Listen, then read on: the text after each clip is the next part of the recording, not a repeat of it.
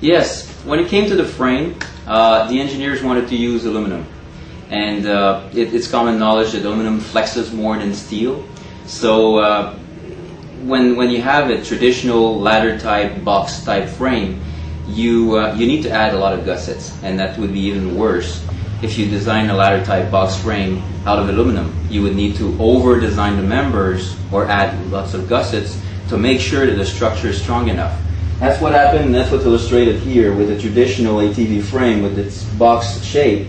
When you apply a force, it deflects very easily. So what the engineers came up with is the idea that we should triangulate, do a 3D triangulate structure with a twin pyramidal shape. There's one pyramid on top and there's one pyramid on the bottom.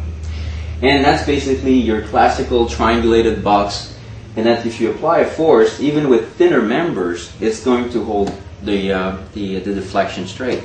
And basically that's the frame that you have here. You have that frame with a twin pyramidal here, and that's really how the engineers managed to use aluminum at its best, and not adding overweight, trying to keep the frame as light as possible. Now, the second thing is, when you weld aluminum, you're basically destroying mechanical properties that was put in that aluminum.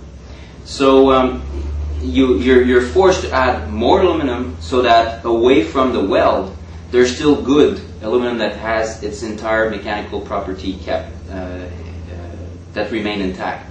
So we wanted to avoid welding, because when you weld an aluminum frame, you basically have this extra weight of having to over-design the members so that integrity is remaining. So basically we decided to go with fasteners. And instead of using big, heavy metal fasteners, we're using what we call lock bolts. And you're seeing a few of those here and here. Those lock bolts are basically a aluminum stud that is inserted in the parts, and it's crimped. There's a nut that is crimped over after pre-stretching the parts together. So you pre-stretch the stud, and you apply the nut, and you crimp it over kind of a Christmas tree shape. It's not threaded, so it won't lose its clamping force. It's there for life, and it makes a neat frame with the aluminum being used at its optimal.